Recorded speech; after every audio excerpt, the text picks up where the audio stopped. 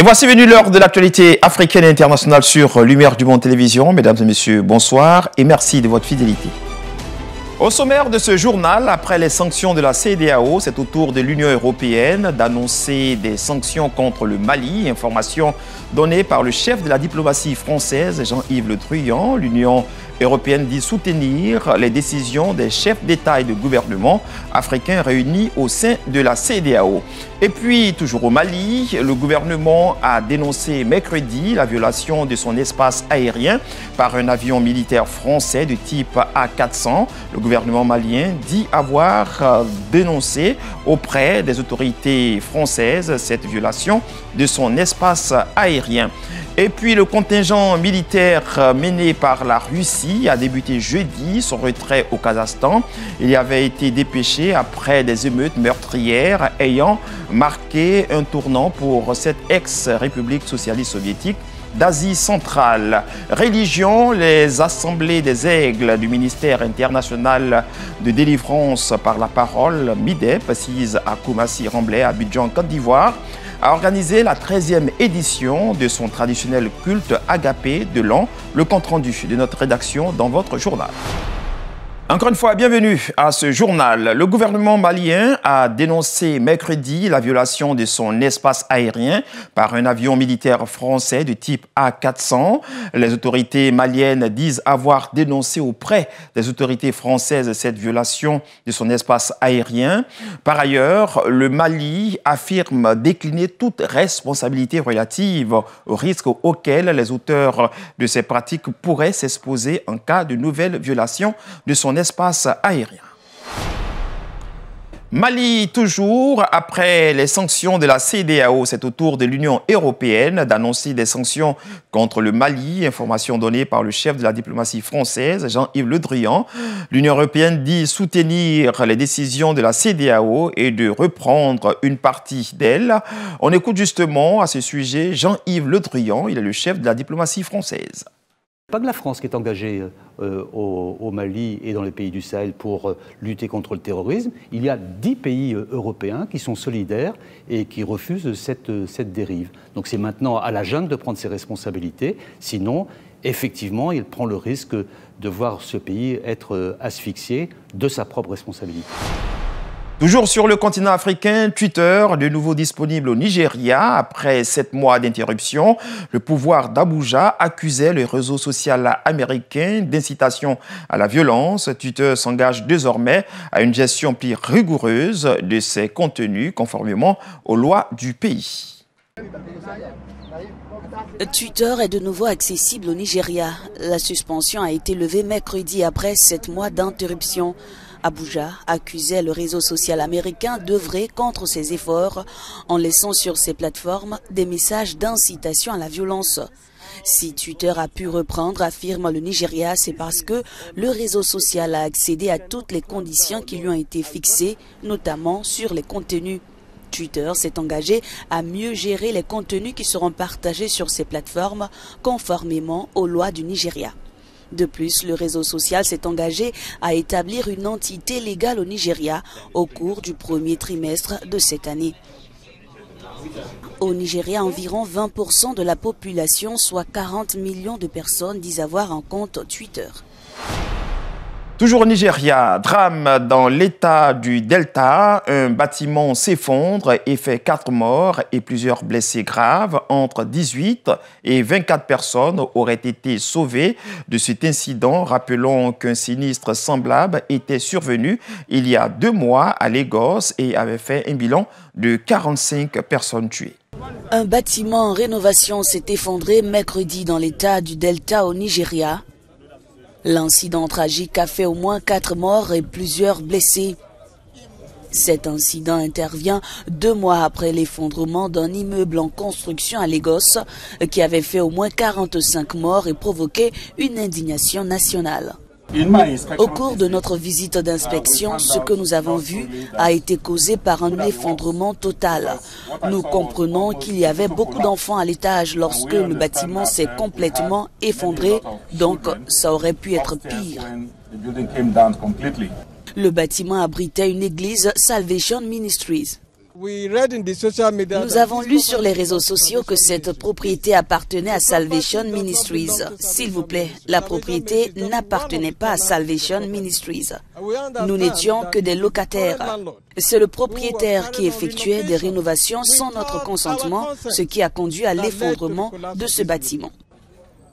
18 personnes auraient été sauvées des débris, mais certains témoins ont rapporté avoir compté 24 qui ont été transportés dans des hôpitaux par les autorités. Attentat suicide à l'aéroport international de Mogadiscio. Nous sommes en Somalie. Le bilan est lourd de plusieurs morts.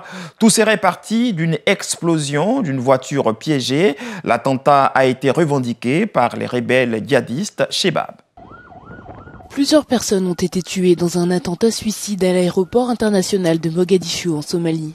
Mercredi, des témoins ont indiqué qu'une voiture piégée a provoqué une explosion. L'attaque, qui a dévasté la zone au sud de la capitale somalienne, a été revendiquée par les rebelles djihadistes Shebab. Leur but, cibler des responsables étrangers. Selon un porte-parole du gouvernement fédéral, 4 personnes auraient été tuées dans l'attaque. Mohamed Abdi, responsable des services de sécurité, parle d'un bilan provisoire de 6 morts qui devrait s'alourdir. Il y a eu une explosion de voitures piégées qui s'est produite ici, où nous sommes maintenant. Jusqu'à présent, les victimes sont 5 soldats et 5 autres civils. Il y a des enquêtes en cours pour établir qui était la cible. Cet attentat intervient quelques jours après que les dirigeants somaliens ont conclu un accord pour organiser les élections parlementaires en février, les multiples reports de ce scrutin étant à l'origine d'une crise politique en Somalie. Je suis venu ici en courant après l'explosion, puis j'ai vu un véhicule tuk-tuk en feu. Il est là maintenant. J'ai aidé à sortir 3 cadavres de ce véhicule. Au total, j'ai vu 8 cadavres et 3 blessés. L'explosion a eu lieu alors qu'un convoi de plusieurs véhicules escortait des étrangers à travers cette partie de la ville. Lié à Al-Qaïda, le mouvement des Shebab tente de renverser le gouvernement fédéral somalien. Il contrôle actuellement plusieurs territoires dans les zones rurales du pays. L'ONG internationale œuvrant pour la défense des droits de l'homme, Human Rights Watch, vient de publier son rapport annuel faisant état des droits de l'homme dans certains pays, entre autres l'Afghanistan, le Zimbabwe, le Soudan et l'Éthiopie. Selon Kenneth Roth, directeur exécutif de l'organisation, le bilan s'avère négatif. Le groupe de défense des droits de l'homme basé à New York aux États-Unis a publié jeudi son rapport annuel sur l'état des droits de l'homme dans une centaine de pays, allant de l'Afghanistan au Zimbabwe, en passant par le Soudan ou encore l'Éthiopie. Kenneth Roth, directeur exécutif de Human Rights Watch, dresse un bilan plutôt négatif. Je pense que le Soudan pourrait aller dans cette direction, ce n'est pas encore clair. Mais vous savez, l'armée soudanaise n'a pas voulu utiliser les massacres à grande échelle que la junte du Myanmar a fait. Mais il y a un danger à s'engager dans cette voie. Je pense donc que nous devons surveiller cela de très près. Je suis également très préoccupé par la situation au Tigré, car même si les combats ont diminué pour l'instant, le gouvernement éthiopien a maintenu le blocus sur l'aide humanitaire à un moment où l'insécurité alimentaire est grave. Dans son rapport, Human Rights Watch dénonce également des élections zombies organisées après avoir muselé les médias et interdit toute manifestation d'opposants. Selon l'agence, ce type d'élection ne confère pas la légitimité que ces régimes recherchaient. Ailleurs dans l'actualité, le contingent militaire mené par la Russie a débuté jeudi son retrait du Kazakhstan. Il y avait été dépêché après des émeutes meurtrières ayant marqué un tournant pour cette ex-république soviétique d'Asie centrale. Une cérémonie solennelle de départ a été organisée pour l'occasion. Un petit tour et puis s'en va. Le contingent militaire mené par la Russie, qui était venu à la rescousse du pouvoir kazakh, a débuté son retrait. Il avait été déployé dans l'ex-république soviétique le 6 janvier dernier. Une cérémonie en fanfare, alors que les États-Unis avaient accusé Moscou de vouloir rester en réalité plus longtemps dans ce pays stratégique d'Asie centrale. En peu de temps, vous avez pu garantir la sécurité des citoyens, apporter votre aide pour stabiliser la situation et garantir le bon fonctionnement des sites vitaux. Dans un premier temps débordé par un mouvement de contestation violent, le président Tokayev avait décidé de durement réprimer les manifestations. En qualifiant les émeutes parties de revendications économiques autour du prix du gaz d'agressions terroristes étrangères, le leader kazakh avait fermé toute porte à la négociation et légitimé l'intervention russe. Aucune preuve en ce sens n'a pour l'instant été fournie par les autorités, mais reste que le bilan de la répression est particulièrement lourd. Les chiffres officiels font état de plusieurs dizaines de milliers d'arrestations et des dizaines de morts, principalement à Almaty, la capitale économique du pays. Et nous ouvrons à présent la page sport, notamment la page CAN de votre journal, Coupe d'Afrique des Nations de football. La sélection ivoirienne, les éléphants de Côte d'Ivoire, entrés en lice hier, ont réalisé leur toute première victoire de la compétition face à la Guinée équatoriale. Une victoire, certes, mais une prestation ivoirienne qui, selon des spécialistes, n'a pas convaincu. On écoute le sélectionneur de l'équipe nationale de Côte d'Ivoire, Patrice Baumel. On va retenir les 3 points, la victoire et une très bonne entrée en matière, les 10-15 premières minutes où les intentions étaient très bonnes, la simplicité, la fluidité, un travail collectif. J'ai beaucoup aimé les 10-15 premières minutes. Après, on a toujours ce petit défaut de retomber dans nos travers, de penser qu'on peut faire la différence tout seul, de se servir chaque fois du collègue pour y aller seul, et c'est ce qui me déplaît un petit peu. Donc ça a été mon leitmotiv durant tout le stage, mettre beaucoup plus de simplicité dans la zone de préparation. Après, dans la finition, je dirais je peux voir le talent, laisser le talent agir. Faisons à présent le point de la situation du groupe E, dans lequel sont logés la Côte d'Ivoire, la Guinée équatoriale, la Sierra Leone et l'Algérie. Dans le groupe E, la Côte d'Ivoire s'est contentée d'un but de Max-Alain Gradel pour écarter la Guinée équatoriale sur la pelouse du stade de Japoma. Au classement, la Côte d'Ivoire est désormais seule en tête avec 2 points d'avance sur l'Algérie et la Sierra Leone qui n'avaient pas réussi à se départager mardi. Dimanche prochain, la Côte d'Ivoire sera opposée à la Sierra Leone alors que l'Algérie, tenante du titre, tentera de se relancer face à la Guinée équatoriale. CAN toujours, le Mali a battu la Tunisie 1-0, une rencontre avec un arbitrage fortement décrié. Écoutez la réaction du sélectionneur tunisien après la rencontre.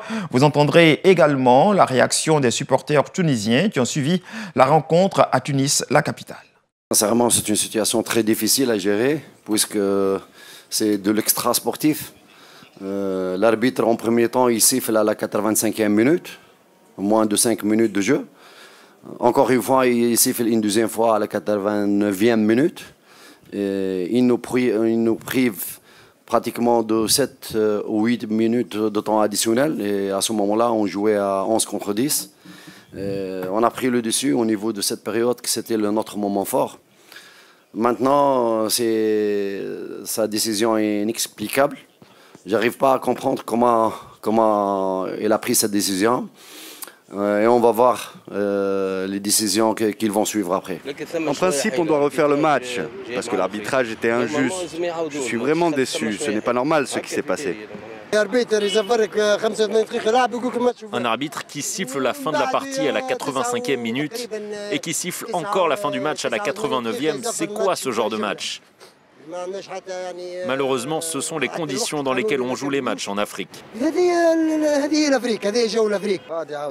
Un arbitre qui arrête le match trop tôt, qui s'en va puis qui revient, qui ensuite appelle les joueurs à reprendre le match, c'est n'importe quoi. Je me demande si la Tunisie peut déposer une plainte ou au moins un recours. Dans le groupe F, la Mauritanie s'est inclinée face aux Scorpions de la Gambie, 1-0. La rencontre s'est tenue à Limbé, dans la province sud-ouest du Cameroun, où des incidents ont été rapportés. Le chef-lieu de la province, Bouyoya, a connu hier une importante fusillade, bilan 2 civils tués et plusieurs blessés graves. Fusillade qui a opposé les membres des forces de sécurité déployées en nombre à l'occasion de la CAN et des combattants séparatistes.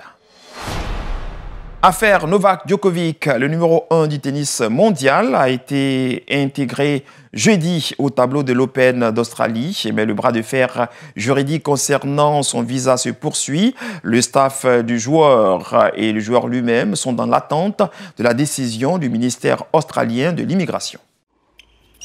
Novak Djokovic a bien été intégré au tableau de l'Open d'Australie, mais le bras de fer juridique concernant son visa se poursuit et le numéro 1 mondial de tennis non vacciné demeure sous la menace d'une expulsion. Une expulsion qu'envisage toujours le ministre australien de l'immigration, dont la décision est attendue ce jeudi selon les médias australiens. Interrogé par ces derniers sur cette affaire et la longueur du processus de décision, le Premier ministre australien a botté en touche. Je me réfère à la déclaration la plus récente du ministre de l'Immigration et sa position n'a pas changé. Il dispose du pouvoir décisionnel et je ne veux pas faire d'autres commentaires à ce stade. À condition de ne pas être expulsé, Novak Djokovic sera opposé à son compatriote serbe Miomir Kecmanovic au premier tour de l'Open d'Australie et pourrait retrouver en demi-finale Rafael Nadal.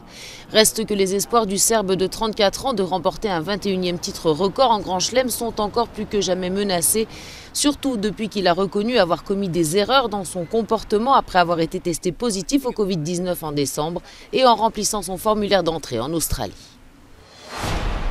Et nous parlons à présent religion. Les assemblées des aigles du ministère international de délivrance par la parole, MIDEP, sise à Koumassi-Remblai, à Abidjan, c'est en Côte d'Ivoire, a organisé la 13e édition de son traditionnel culte agapé. De Nouvel An, joie et partage étaient au rendez-vous. Le reportage de Christelle Cobold, commenté par Roland Sambo. L'amour du prochain, plus qu'une parole, est bien manifeste au temple des assemblées des aigles du MIDEP, ministère international de délivrance par la parole, sise à Koumassi-Remblai, à Abidjan, capitale ivoirienne. L'Église a célébré le dimanche 9 janvier dernier, à la gloire du Seigneur, la 13e édition de Agapé 2022, qui est une fête au cours de laquelle chaque fidèle offre un présent à son prochain. Une initiative dont les fondements bibliques ont été révélés par les leaders de cette communauté dans leur prédication. Continuez à donner, c'est faire confiance à celui qui tient notre vie entre ses mains. Et si les enfants de Dieu jusqu'à présent ne manifestent pas l'amour, d'ailleurs ceux qui vont à l'église, c'est un signe pour toi que tu n'es pas né de nouveau. Le peuple des assemblées des aigles et ses illustres invités, venus du Canada pour la circonstance, n'ont pas boudé leur joie. J'ai été reçu favorablement par maman et son pasteur. Ce n'est pas seulement venir à l'église et prendre le service. Parfois, c'est important qu'on puisse avoir un agapé pour se connaître davantage. Et c'est là que Dieu prend plaisir. C'est le temps de prouver à son prochain, à son frère, à sa soeur, combien de fois tu l'aimes. Vraiment, je suis contente. J'ai participé à la naissance de cette fête et ça fait la 13e année maintenant. Bien aimé, je veux vous dire véritablement qu'avec le Seigneur, une vie qui n'est pas transformée se transforme. Et moi qui vous parle, ma vie a été transformée, ma vie véritablement est glorieuse avec le Seigneur Jésus. Le pasteur Romuald Tozé, bishop des églises des assemblées des aigles, explique l'importance de pratiquer la générosité. Sans la générosité, nous ne pourrons pas manifester la gloire de Dieu qui s'était révélée au travers de l'église primitive. Nous avons perdu certaines valeurs et donc il est important pour nous de renouveler ces valeurs en nous, de faire ressortir cet ADN que Dieu a mis en nous, qui est la générosité. Le peuple de Dieu en a besoin, c'est très important, c'est pourquoi chaque année, nous faisons cette communion fraternelle qui est l'agapé. Autour du docteur missionnaire Pauline Bapap, fondatrice du MIDEP, de présenter les objectifs de cette belle initiative. Le premier objectif, c'est de rendre grâce à Dieu avec la louange, l'adoration et de nos actions. Le deuxième objectif, c'est l'évangélisation. Le troisième objectif, c'est éprouver soi-même la validité de la profession de notre foi. Et le quatrième objectif, c'est tout simplement pour solidifier la communion fraternelle au sein de l'Église. Je ne peux que bénir Dieu. Donc je vais lui rendre toute la gloire. Depuis maintenant 13 ans, les églises des assemblées des aigles du ministère international de délivrance par la parole organisent le premier dimanche de chaque nouvelle année un culte agapé pour l'amour du prochain, exprimé à travers des échanges de cadeaux. C'est ici que se referme ce journal. Nous avons pris beaucoup de plaisir à vous le présenter. Merci, bonsoir. Dieu vous bénisse.